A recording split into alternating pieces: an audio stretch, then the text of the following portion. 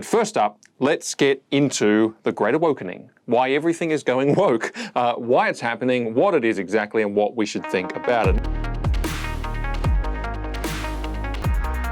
Now, woke is the word of the moment. You hear it very often. It's something of an idiom, but it does actually have a specific meaning. And I'm going to give a quick primer here on what it means, but then I want to see what's wrong with this whole woke movement. To be woke means to be awake. It means to be awake specifically to the true nature of the Western culture in which you are living. Namely, that this is not truly a society of freedom, of wealth, of opportunity, of progress, that it's not based in basically good principles, that it's not made people comfortable and prosperous, and it is not the best place to live in all of history. No, no, no. To think like that is to be asleep. To be grateful and content is to be foolish. You have not been made awake to the truth. You are not woke. When a person becomes woke when they realize something, that the truth is that this is a culture constructed by white, able, cisgendered, heterosexual, capitalist men, and they made it to serve their own self-interests. The system is therefore oppressive, especially to other groups, as the woke people define groups. So they choose people of color, women, LGBTQ people, and so forth, class divides as well. All these layers, and the more of these layers or intersections, as they call them, that you have, the more oppressed you are. So the person who truly is woke is the person who understands that justice demands the overthrow of this culture to free various identity groups from unjust oppression.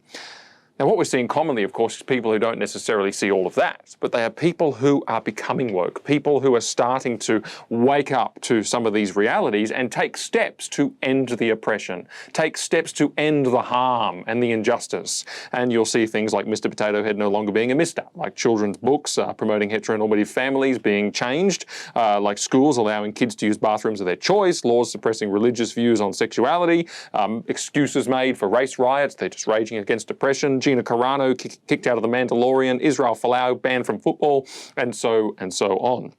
All of these acts are done in order to challenge the so-called systems of oppression. And notice they occur in relation to those specific attributes, which have been chosen as the tribal sort of identity groups by the woke ideology. So they come along those specific attributes of race, class, gender, sex, sexuality, and so on.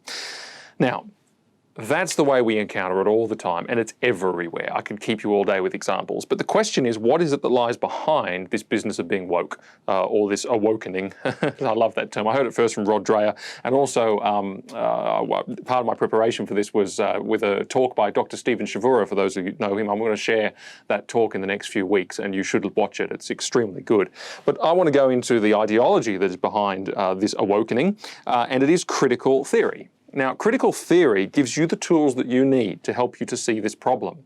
It actually furnishes people with an entire vocabulary like identity and marginalized and hegemony and colonialism and intersectionality and equity and all this kind of stuff, so that you too can start to use this vocabulary, use this toolkit to see how bad and oppressive society really is. But here are some tenets of the various critical theories that are out there, and there's more than one. Critical race theory is obvious, and there's others as well, but I want to sort of try and pool them in a loose group, and here's one.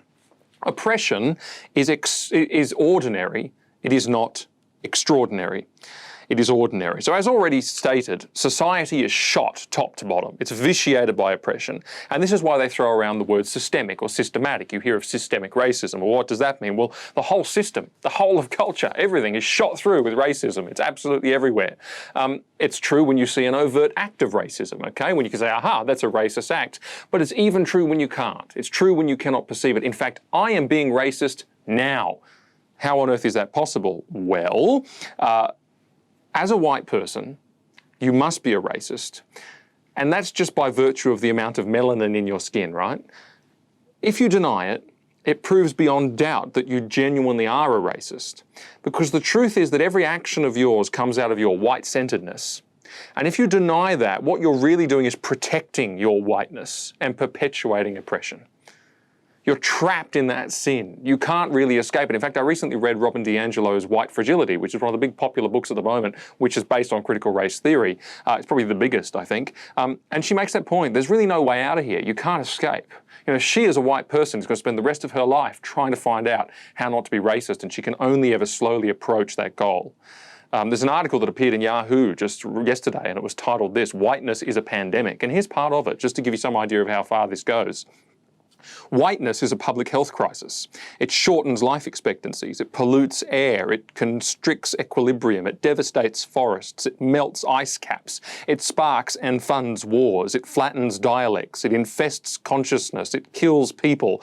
White people and people who are not white will die in 2050 because of white supremacy-induced decisions from 1850. Notice, right, the whole edifice from way back at the beginning. What was it? Well, first it was white. And that's what critical race theory points out. And if it was white then, people are going to die in 2015 because of whiteness. And that's really the source of all these great evils. Now, all the critical theories together focus on more than just race. There's also the patriarchy, and there's also various capitalism, and there's various other things like that. But that's a lot of oppression, right? I mean, we are living under a lot of oppression in the West at the moment. I mean, it's amazing it's not killing us. I mean, we're worse than Saudi Arabia. I mean, that's how crazy it gets, okay? It's quite demented. But that's the first thing, oppression is ordinary. Secondly, words matter, and this is significant. Absolutely everything matters in culture, but words and language are a key one. The US Congress, for example, recently passed new rules about gendered language, not to use mother, father, sister, brother, but parent and sibling and things like that.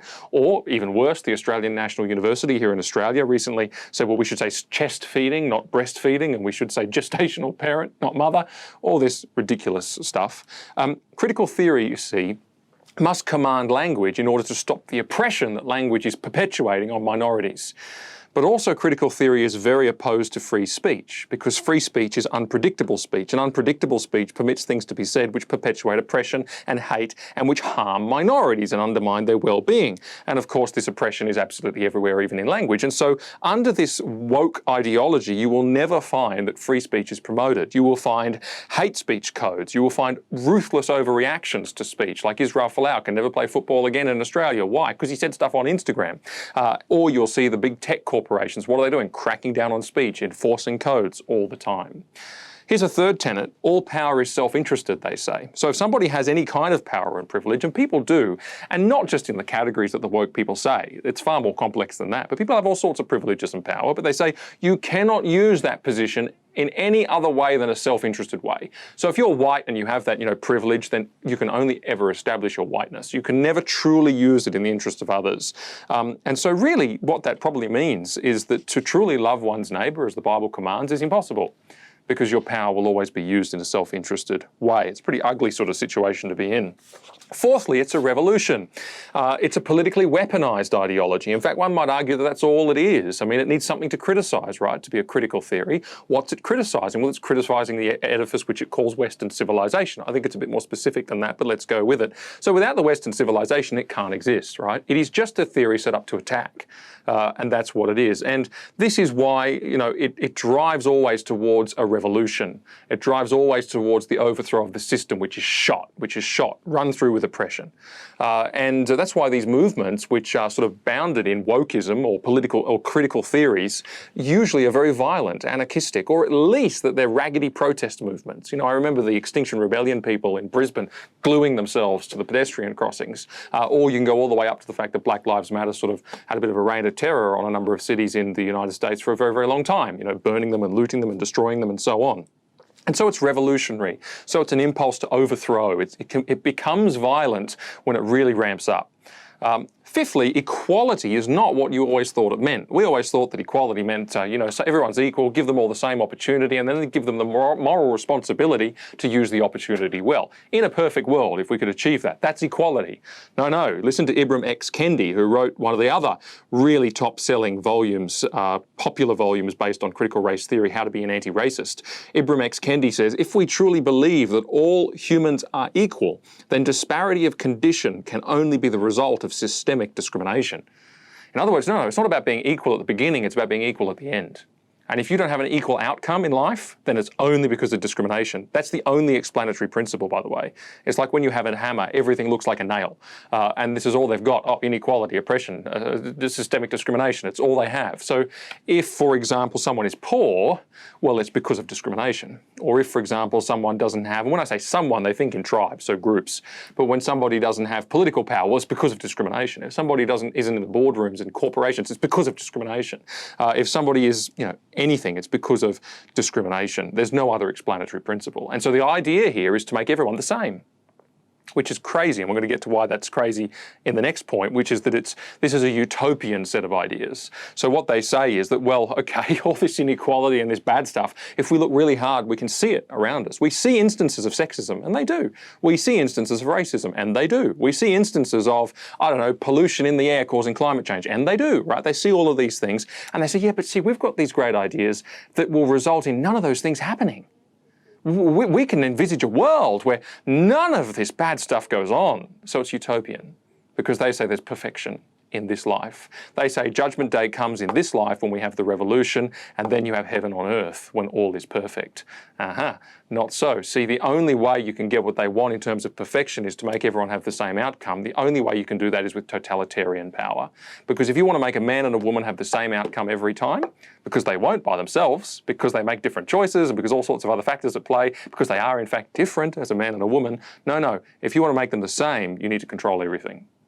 And that's the problem, right? And it is a totalitarian, utopian movement. Now, those are some of the tenets of this view of the world. And here's the thing, right, that always gets me. It's so deceptive. It deceives because it bases itself in realities. LGBTIQ people, for example, do have poor mental health outcomes. That is true. Gender dysphoria is a real condition, and people who have it are very vulnerable and fragile and need care. That is true. African Americans as a whole have a higher rate of violence and crime in their communities in America. That is true. There's a very real concern that women face concerning their own personal security, and it's something that goes with them in their daily life. And why is that? Because there's some guys out there that do the wrong thing. That is true. That is true. Or it is also true to say that the majority of politicians that were knocking around at the founding of a lot of these Western countries were white men. That is true. So it finds these truths, and then, however, it gives them a false explanation, and it weaponizes them for the revolution. They say, well, the only reason any of this is the case is because of oppression. That's the only explanatory principle. And it teaches then victims of this so-called systemic oppression, which is built into the language, into the culture, into the religion, into the systems, into the democracy, into the science, into the everything about the Western culture. It preaches to those victims that the oppressors are oppressing them, and it preaches to the oppressors to make them sorry and repentant, and it mounts an activist attack on the institutions of society. It goes after the police, blaming them for African American violence. It goes after the church, blaming them for LGBTIQ health outcomes. It goes after the law courts, blaming them for women's safety concerns. It goes after capitalism, blaming it for the environmental situation. It goes after families, blaming the Stone Age ideas of parents about gender for the oppression of their gender questioning children, and so on and so on. The anger behind these lies is what becomes the driving force for revolution, targeted against key cultural institutions like families, like the economic system, like the rule of law with this latest Women's March for Justice thing. Really, that's a big target, the legal system, and so on and so on. The truth is police don't cause African American violence. The lie that they kill African Americans in absurdly disproportionate numbers is demonstrably false. Roland Fryer, an African-American researcher at Harvard University, to his own surprise, has pretty much demonstrated this conclusively, but there have been other studies as well. Families don't oppress their children by raising them as boys and girls. The studies continually show that people grow out of gender dysphoria when left through puberty. The church did not cause LGBTQ health outcomes. People with LGBTIQ inclinations, the research shows, when they don't go to church, do not improve in their mental health. And also there's something called the Dutch paradox, identified by researchers, which is that when they live in countries that are more LGBT affirming, it does not have a commensurate impact on their mental health outcomes. That's a fact. The simple reality is that the explanations offered by the woke brigade to try and make people upset and mount the revolution against really important institutions, they're false explanations. They're identifying some truths and they're actually lying about them in order to raise people up.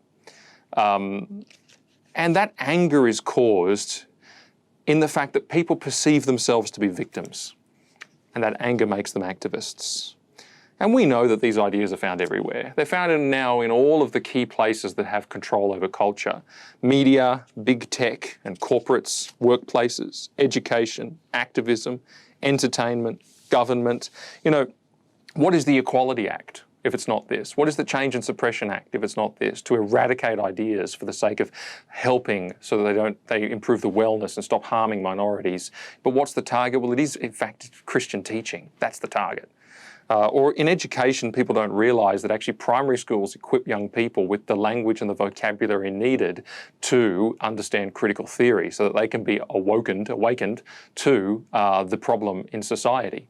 Like marginalisation, identity, diversity, relativism, discrimination, environmentalism, racial justice, respectful relationships, safe schools, equity, equality, minority. It's all there. I've looked at the average lesson plan. It's all there, and people get up in arms about safe schools, not realising the whole system is pretty woke, let's put it that way. We know the media, you know, they're taking up the Meghan Markle thing because she said racism and pointed at the royal family. Well, there's a white supremacist institution in the woke ideology. They've got to go after it, they've got to take it out, and racism is the tool, right? And you see the media's all over that far more than the average person. So, you know, I could go on. It is absolutely everywhere. Gina Carano out of The Mandalorian, that's entertainment. We know all about that. We know about higher education. We know about all those things. But see, the power of all these institutions needs to be exerted in order to bring about the woke empire, because totalitarian power is going to be ultimately necessary to make it happen. People need to be controlled because the outcomes for everyone need to be prescribed for equity, for equality of outcome. And we're going to see the power of these institutions is going to be really, really flexed in the name of wellness, in the name of protecting minorities, in the name of looking after people, in the name of preventing harm, right? You're not going to be able to say what you want. You're not going to be able to go and live your life as you want. You're not going to be able to be part of institutions that are meant to be harmful in that respect, like churches. You're not going to, you know, that's kind of the woke utopia. Well, not kind of, it is the woke utopia. Let's be clear about this. And this is very widespread, and it's really come on very strongly in recent years. And now it's just coming like a Gatling gun, just one thing after another every day. We're continually reading about it. You know, it's been amazing to me to watch how the people of goodwill have been very numb to this reality. Even the Prime Minister was interviewed on radio recently, and he was asked whether something was too woke or whether people were too woke. And his response was, "I don't care." And I just think that there's been so many people, you know, of his age and older, not everyone, I'm not having to go at a generation, I don't like doing that, but there's been so many people who have said that, "I don't care, it's not a big deal, the young people will grow up and they'll grow out of it." Well, the young people did grow up, and then they went on and they found Silicon Valley companies, they went into Hollywood, they went into politics, they went into the academies, they got journalism degrees, and here we are. Here we are. And there really is just this generational wave that's taking place. But I want to make this point before I close out this topic. I want to give a bit of a chunk here to why does this really matter? Why is this really a problem? And why do we need to understand this clearly and avoid it? Because actually the whole woke thing has a very theological flavour. I mean, it's a little bit like Marxism in the sense that, you know, Marxism said, well, all was well until the fall, which was the advent of capitalism. Well, you know, here we have the advent of colonialism, and that's the fall. And then there's this great class struggle that follows, you know, where people are fighting with each other. But don't worry, the day of judgment is coming when the oppressed will rise up against the oppressor, and there'll be judgment, and then there will be utopia thereafter. It's very, very Marxist in that respect, and that's why people use the phrase cultural Marxism. But here are some aspects of its theology that are dangerously false. The first one is that it's wrong about evil. See, the truth is the problem is not men. The problem is not white people. It's not the rich. It's not the powerful. It's not Trump supporters. It's not heteronormative people. It's not religionists. The problem is evil. Evil knows no boundary of class, of tribe, or identity. Evil afflicts minorities and victims just the same. It afflicts and infects women, people of colour, homosexuals, transgenders, migrants, the poor, the weak. To struggle with evil is to be human. As Alexander Solzhenitsyn said so crucially, after he went through a very similar totalitarian period that got a lot worse than what we're facing now, but it really got bad, it really got a run on. And he said, you know, we didn't realize something. We wouldn't kill evil by attacking these tribal identity groups. We would only kill evil when we realized that the line of evil runs down every human heart. All evil, all people are afflicted by evil. To struggle with evil is to be human, right? And here's the thing, if you say that the person doesn't struggle with it, but that it's everybody else, it's all the isms and the phobias and the other tribes and the oppression, then it stops them from ever undergoing any kind of repentance, which every human being needs to do to ever be right with God. That's why, first of all, this really matters. The second one is that it's wrong about truth, not just wrong about evil, but wrong about truth. See, it's based on this notion that there are truths that are accessed by each group of people by dint of who they are, like the concentration of melanin in my skin. I don't know that I have any actually, but however much melanin you've got in your skin, that's meant to define how you access truth. Or whatever the chromosomes are in your cells, that also defines the truth you have access to. And your standpoint gives you a truth that is completely inaccessible by, say, me, a white man who has a different truth, and I've got no right to speak about it. You know, here, no uterus, no opinion, say, you know, the feminist brigade. You know, you can't access my truth as a woman, you know. Well, why don't we get the perspectives of people of color, this kind of stuff? And I'm, you know, fine. When people have experiences, it's always worth hearing what those experiences are, but it doesn't affect truth. I mean, how could such a thing like melanin concentration, a trivial genetic difference, have such a metaphysical effect on my access to truth? Because this idea is necessary to say, well, white men could not make a good society for all. And that's a lie. Because what is true for all. Evil for me is evil for you. Righteousness for me is righteousness for you. God to me is God to you. Salvation to me is salvation to you. There is one truth. It is good for all. It's not just wrong about sin and wrong about truth, it's wrong about righteousness. Because it says that evil is the problem, but it says that evil is power and it travels in identity groups. Well, that's not true. Evil, righteousness, and then it says righteousness travels in the oppressed, in overthrowing the power. Well, that's not true. Righteousness doesn't travel that way. Righteousness is the answer for every individual, everybody, regardless of tribe. And the oppression and righteousness is revealed from God in the Lord Jesus Christ to any who repent of their evil and invest their faith in Him. And that is the greatest equality in the world, and it is first individual. It is also the solution to all the problems they describe. The African American community, what's the solution? Righteousness. The white male community, not that there are these communities, this is one of the things that this whole woke thing has done to us. It's broken us apart. But let's go with it just for a minute. The white male community, what's the answer? Righteousness. You know, the LGBT community, what's the answer? Righteousness. And it's the same for us all. But see, they never permit moral agency as an explanation for anything. It's only oppression. That's wrong. It's also wrong about creation. And, you know, I think that this is possibly the most, it's got to be up there with about the most significant thing that's wrong with all of this. The revolutionary impulse is directed against certain things that it wants to break apart. And notice what those things are. They're things like, and I've said this before, they're things like man and woman, right? The gender binary, oppressive. They're things like heteronormativity, you know, the fact that men and women are made for each other and sexual relations are designed that way around marriage and all the rest of it. You know, that's got to be broken apart for liberty. And people in this movement like Ros Ward, founder of Safe Schools, will say all that stuff. It's also around, you notice they're always pro-choice and abortion. It's because it's an attack on life and children. It's the family, right? And that's also with the gender dysphoria thing. It's family that they're attacking.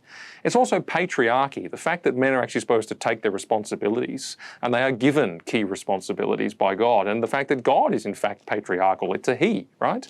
And the idea that creation is for us, not us for creation. We're supposed to rule over it. We're given it as a resource, all this kind of stuff. You see that its view of creation, its view of God's good things, its view of God's innate design to which we are called, right, as creation ordinances, to which we are called as high standards. No, all of those things are oppression and bad and evil. And it's amazing to me how this impulse of revolution consistently targets itself against God's good things. It's wrong about creation. And here's the other thing. Its fruits are bitter. It was said, and I owe this to the talk I watched by Dr. Stephen Shavura, which I will share and which you should watch. But he makes a point. He says, you know, this phrase, the Great Awokening, which some academics have come up with, he compares it with the Great Awakening, which was the Christian revival in America in the 1730s and 40s. And it was observed about that revival that the key fruits were holiness and joy. You know, the fruits of the Great Awakening, they are sin and strife. That's what they are. It's interesting that the fruits of righteousness are said to be peaceable. It's interesting that the works of the flesh in Galatians 5 and Hebrews 12 are said to be enmity, anger, strife, rivalries, dissensions, divisions, envy. You know, a surprising number of New Testament scriptures point out the contrast between the peace of righteousness and the strife and envy and jealousy and division and clamoring of evil. And the cultural Marxist dogma worms its way into people's thinking to create internalized resentment and grievance. And that gives birth to these identity-based rivalries and divisions, which gives birth to anger and dissensions, and which give birth to real strife. And it gives a permission structure to jettison self-control and to go for the riot. Notice how angry these movements are. Notice how the language they use, the riots they start, the complete lack of self-control, fighting violence with violence and hate with hate, flouting the law. You know, this is not good. You don't have to be a genius to understand all these details about the whole woke thing. You can simply look at its basic fruits, and you can read what it says in Galatians 5 and see there the answer you're looking for. He says, Paul does, now the works of the flesh are evident: sexual immorality, impurity, sensuality, idolatry, sorcery, enmity, strife, jealousy, fits of anger, rivalries, dissensions, divisions, envy, drunkenness and orgies and things like these. I warn you, as I warned you before, that those who do such things will not inherit the kingdom of God. How many of those? I mean, critical theory is making people angry, divided, envious, jealous, enemies, strife makers, and yes, sensual and impure and sexually immoral. It's actually locking people into that. But Paul says the fruit of the Spirit is love, joy, peace, patience, kindness, goodness, faithfulness, gentleness, and self-control. Against such things there is no law. And all who belong to Christ Jesus have crucified the flesh with its passions and desires. It's very simple, you know. This is not of God. And let me say quickly, I just want to make a point. It's wrong about guilt and forgiveness. There's no room for forgiveness in this theory. There's only the resentment. There's only the anger. There's only the retribution that has to happen for the day of judgment to come and the revolution to take place so that righteousness can come in. And you know, that is a spirit of Antichrist, because if Jesus is anything at all, he is forgiving and forgiveness. And we don't just forgive people because they join the church, like this movement, that you must join the movement. And even then it's not forgiveness. Jesus said, you know, even those who crucified him, he said, Father, forgive them. They know not what they do. The spirit of forgiveness is crucial, and it is lost in this worldview, and that is dangerous, really dangerous. Not to mention, it's wrong about the future, that there is utopia on earth. I'm afraid there's not.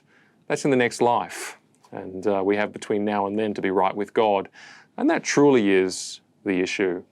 So this is why woke culture, which is everywhere, needs to be opposed. It truly is an anti-God set of ideas. So let us be discerning, and let us not allow this to shape our thinking, but instead we should renew our minds with the truth of God. Hey, thank you so much for watching. If you liked what you saw, then make sure to hit the like button. If you want to never miss another video again, make sure to subscribe, or you can right now watch more videos right here. Cheers.